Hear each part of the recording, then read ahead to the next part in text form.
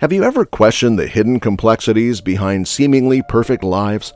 The vanishing of Jennifer Dulos, a mother of 5, shattered illusions and exposed a narrative of intricate relationships, legal strife, and a heartbreaking conclusion. On the fateful morning of May 24, 2019, Jennifer disappeared after dropping her children at school. Despite exhaustive efforts, her body was never recovered.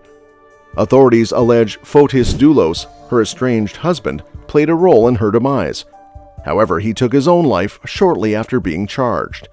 Now, facing charges of conspiracy to commit murder, evidence tampering, and hindering prosecution, Fotis Dulos' ex-girlfriend, Michelle Traconis, is headed to trial.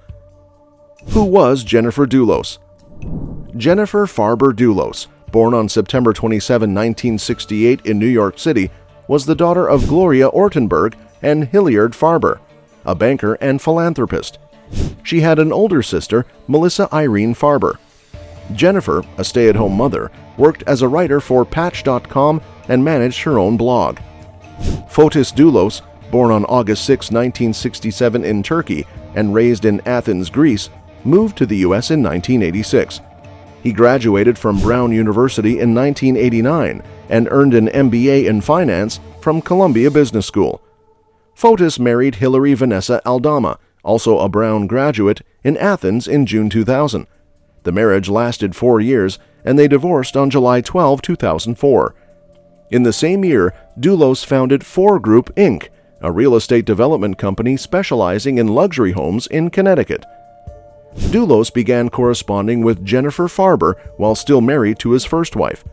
After his divorce, he married Jennifer in Manhattan on August 28, 2004, and they relocated to Farmington, Connecticut. The couple had 5 children together, including 2 sets of twins, all named after Greek Orthodox saints, 3 sons, Petros, Theodore, and Constantine, and 2 daughters, Christiane and Cleopatra Noel. In a blog post dated March 12, 2012, Jennifer hinted at challenges in her marriage, expressing her wish to be stronger in facing confrontations.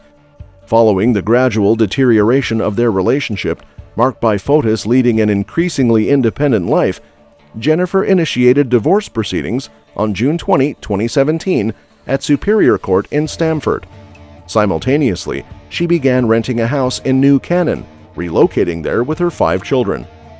In her divorce filings, Jennifer anticipated Fotis' negative reaction, stating her belief that he would retaliate to harm her. She also accused him of having an affair with his colleague, Michelle Traconis from Venezuela. Jennifer alleged that Fotis threatened to kidnap their children unless she agreed to his terms in the divorce settlement and claimed he had purchased a gun for home security that year. Fotis denied making threats, asserting the gun purchase was legal. Both parents filed motions accusing each other of disparagement. Despite Jennifer's request for an emergency custody order, temporary joint custody was granted until the divorce proceedings concluded. In early 2018, when Jennifer sought another emergency custody order, the judge found Fotis in violation of court orders. In March 2018, Jennifer was awarded sole physical custody with joint legal custody, while Fotis received supervised visitation and monitored phone calls. Jennifer's mysterious disappearance. Jennifer was last seen on May 24, 2019, around 8 a.m. when she dropped her children off at New Canaan Country School. Surveillance footage at 8:05 a.m. captured her returning home. She missed 2 scheduled doctor's appointments in New York City at 11 a.m. and 1 p.m. Concerns escalated when, by 7 p.m., 2 friends, including nanny Lauren Almeida, were unable to reach her, leading to the reporting of her disappearance. Family and friends emphasized that it was uncharacteristic of Jennifer to leave home without informing anyone. Lauren Almeida, who arrived at Jennifer's house at 11:30 a.m. on that fateful day, expressed surprise upon seeing Jennifer's Range Rover in the garage, as she had planned to use it for the doctor's appointments instead of the missing Chevrolet Suburban.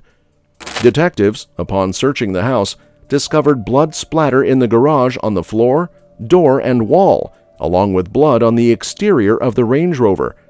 Additionally, blood was found in the kitchen, most of which was identified as Jennifer's through DNA tests. The kitchen faucet bore a mixture of Jennifer and Fotis Dulos' blood, indicating a serious assault against Jennifer. Jennifer Chevrolet Suburban was recorded leaving her home around 10:25 a.m. on the neighbor's security camera, with Fotis believed to be the driver, transporting Jennifer's body and items related to the potential cleanup.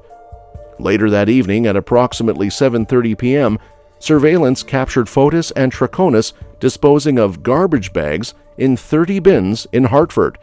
The bags contained bloodied clothing and blood-stained cleaning items, confirmed to be Jennifer's blood.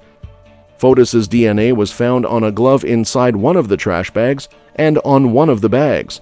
The abandoned Suburban was later discovered near Waveney Park in New Canaan, a little over 3 miles from her residence.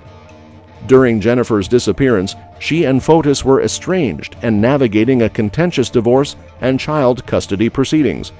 Investigations pointed to Fotis lying in wait for Jennifer in the garage upon her return from dropping off their children at school, where he allegedly killed her.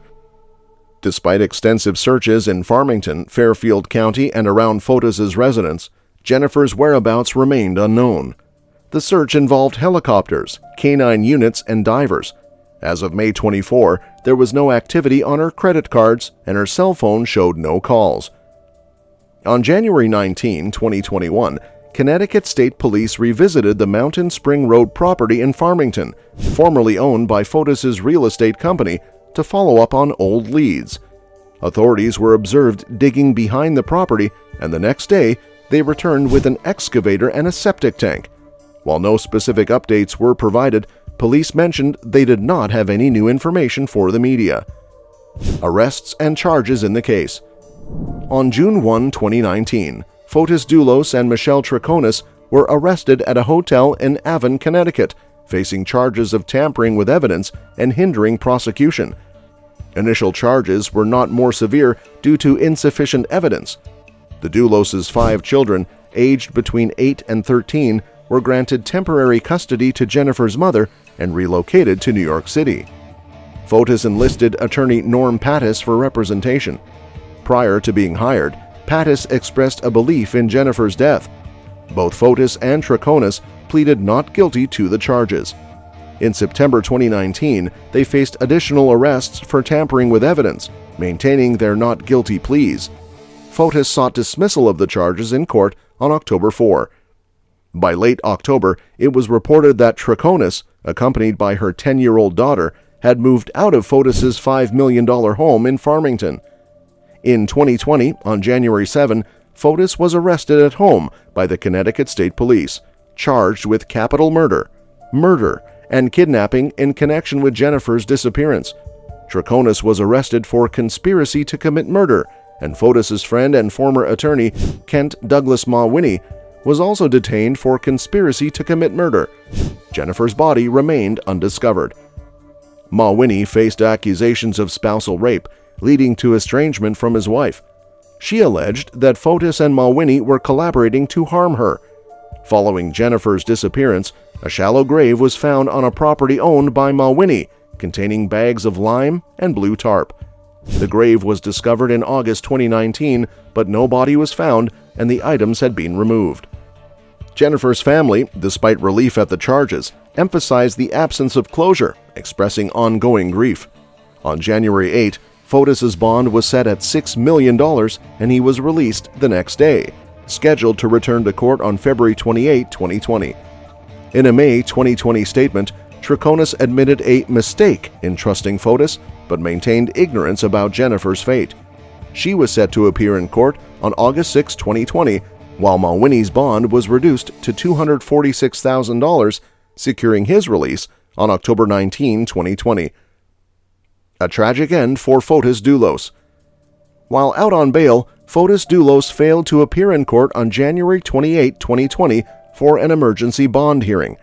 Police discovered him in an unresponsive state at his Farmington home, having poisoned himself with carbon monoxide by running a vacuum cleaner hose from the exhaust pipe of his SUV into the car's interior in his garage.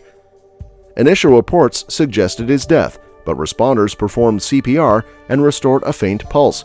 He was transported to Yukon Medical Center and later airlifted to Jacobi Medical Center in the Bronx for hyperbaric oxygen therapy.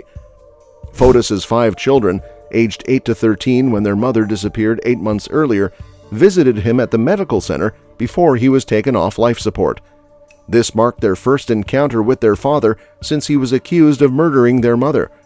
Fotis was pronounced dead at Jacobi Medical Center on January 30, 2020, at the age of 52. A suicide note found in his car stated, "I refuse to spend even an hour more in jail for something I had nothing to do with." After an almost 5-year process, Michelle Troconis' trial commenced on January 11, 2024. Troconis, 49, is charged in connection with the death and disappearance of Jennifer Dulos. Troconis is one of the 2 remaining defendants in the case. The other defendant, attorney Kent Mawhinney, has also pleaded not guilty to conspiracy to commit murder and intends to proceed to trial.